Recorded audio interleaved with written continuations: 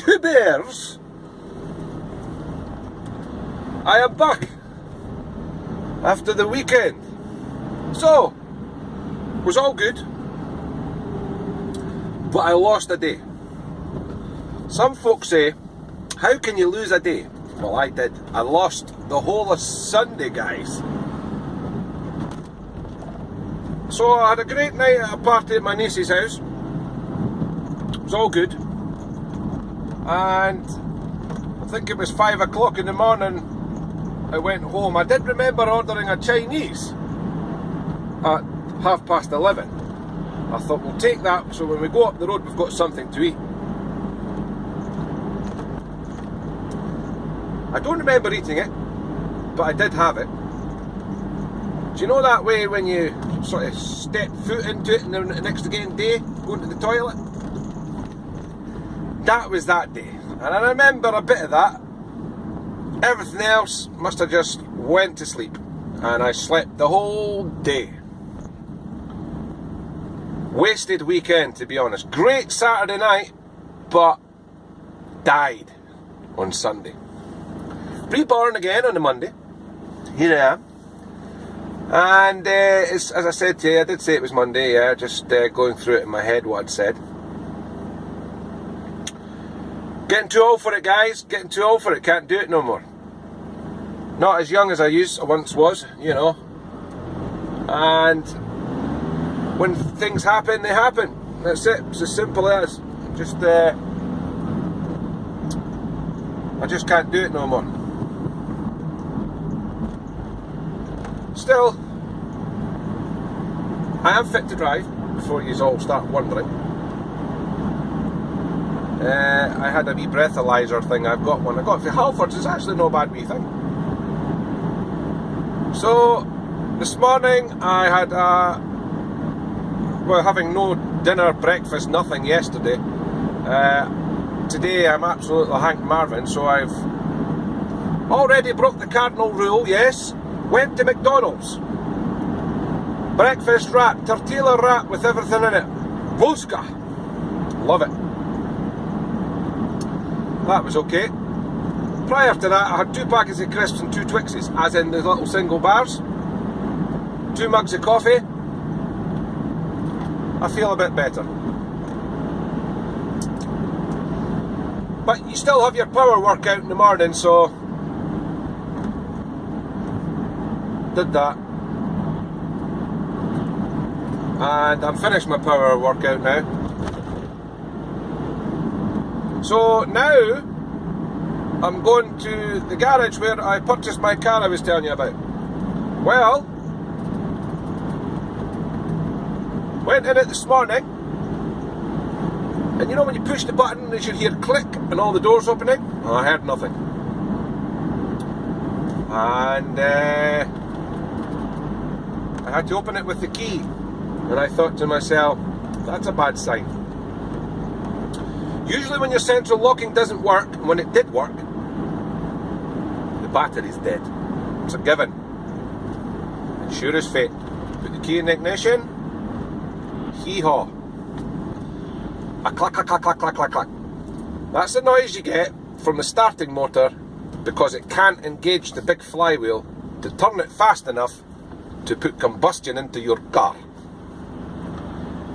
So, I wasn't happy about that. Till absolutely gone off my napperoonie. Why, I don't know. There's nobody there. 2:30 in the morning. So, I thought, well, I better go and get Linda Lou's car. So, I've had to use Linda's car today. So I'm going to head now to the said garage and find out what the hell's going on. Does it need a battery? Now, it did have a battery-like problem apparently. And when I got the chap to follow me up to the yard so that I could drop the van off and then get into the vehicle, he did say to me, Nico, a battery light's just come on. I would rather take it back and get it fixed now before anything else happens. So fair enough. did that, drove back to the garage, it went off. And apparently it's an intermittent fault. And the mechanic who works in this garage used the car for a week. And he says that does that. But it goes away again. If a battery light is flashing in your vehicle, it either means there's an electrical fucking fault, or there's a loose terminal somewhere and it's just flicking on and off. But anyway. So that my guy must have been using it, but he's used it every single day. I left this car since Saturday afternoon right through to Monday morning. And if you leave any car till that time, you should be able to just jump into the car, start it, and away you go. Not this car. So, my feathered friends, so I'm heading there now and I'm getting my irate customer attitude head on, and they can just get their carcasses up to my street and get it started and get it back down to the garage and get it checked out. So that's what we're going to be doing now. Not a great start to a Monday morning, nor is it a great start to have a good relationship with the garage who is hiring the car out. Not a good thing. I shall name him nameless on this occasion. I'm not one for sticking people in. So I'm sure it'll be fine. I did make sure that there was nothing on in the car. Because this particular car doesn't shut off like some cars do. Normally when you take the ignition key out of any vehicle, everything normally shuts down, as in lights, heaters, the whole shabaka bobbers. But there wasn't anything on for me to say that I've drained it. So that's good news. So it's not my fault. So what we're hoping for now is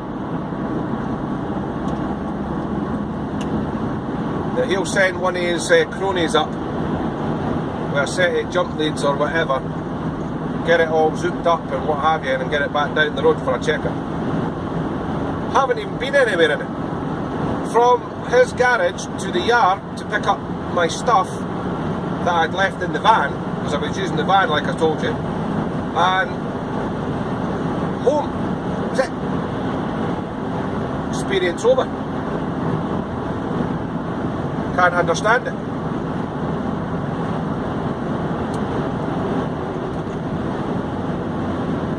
I'm sure we'll get to the bottom of it.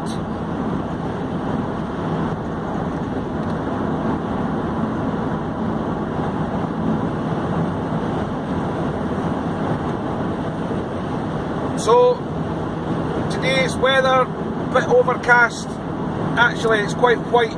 It's that sort of snow looking sky. It's that kind of look. And slightly foggy in places. I'm on the M8 heading to Edinburgh.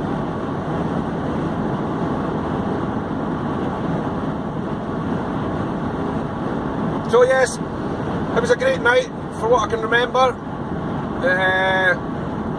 Thoroughly enjoyed myself. Just a shame that I didn't get to spend the rest of the day with my Linda Lou, because I just crashed in the spare room. Don't know why I ended up in there. And I wasn't being naughty or anything that I had to go to the spare room. Just ended up there. So I've maybe felt restless and thought to myself, rather than disturb Linda Lou sleep, I have got a tendency to nip through to the spare room just to give her some rest, you know. Because I'm apparently the world's worst snorer, fidgeter. I'm a fidget. So I need to work on that. Summer's coming, so less horrible food and try and get some good, decent salads and what have you into me, yeah? Sounds like a plan.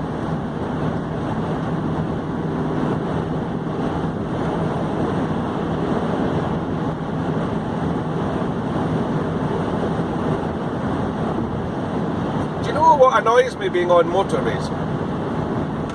Is you're plodding along doing just under 70 and you've got a car that sits and hogs the outside lane like it's his own personal road. And, you know, that's I'm just passing now. And you think, well, that lane there is the first lane for cruising, for just taking your time, doing your own thing, picking your nose, whatever you do. But some people like to use the outside lane for overtaking, but they're overtaking everything, but they're not going any faster than the person who's in the slow lane. Don't understand. So when you're coming up to a vehicle at a rapid rate of knots and you need to come out and you look in your mirror and this guy is not getting any faster, nor is he getting any slower, you know, he's probably matching your speed and you don't know what he's going to do. It's annoying.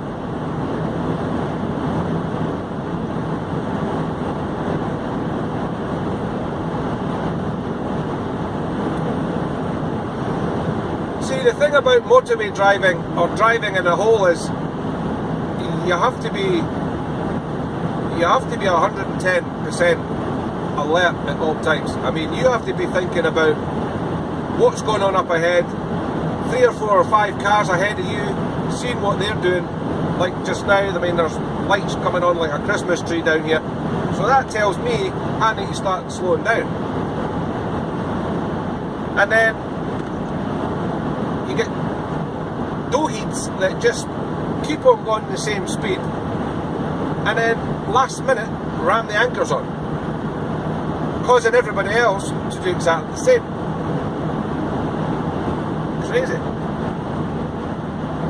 And that's why driving jobs in general are quite a tiresome job. You know, mentally you're so shattered, and the thing about it is, you know, you're concentrating that much. Although sometimes when you see drivers, it doesn't look like they are, you know, but they are, constantly. You'll know yourself if you've done a long journey in your car, going from point A to point B on holiday or something, you get there and you're absolutely shagged, you know, because you're not used to it. Like, say, us guys, we're doing it every day as a living, so we probably are more aware of what's going on than like the average car driver probably, because he only commutes to work. We're actually commuting while we're at work. There's a difference.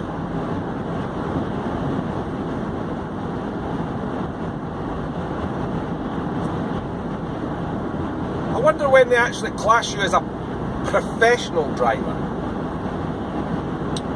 So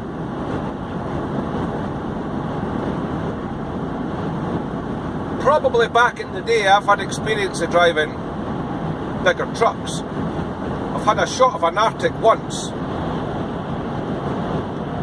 That was an experience. I did have a provisional for a bus, and I've driven the bus. But, you know, even although you're a van driver, you're still higher up in a car, and it's a long van, so not quite as long as, you know, what's on the road, of course. But, you know, there's still a lot more in it.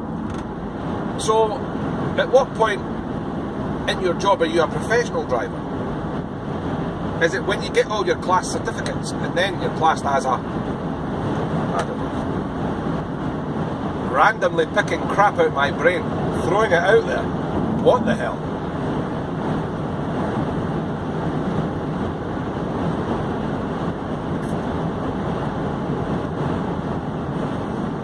So guys, I'm going to wrap it up.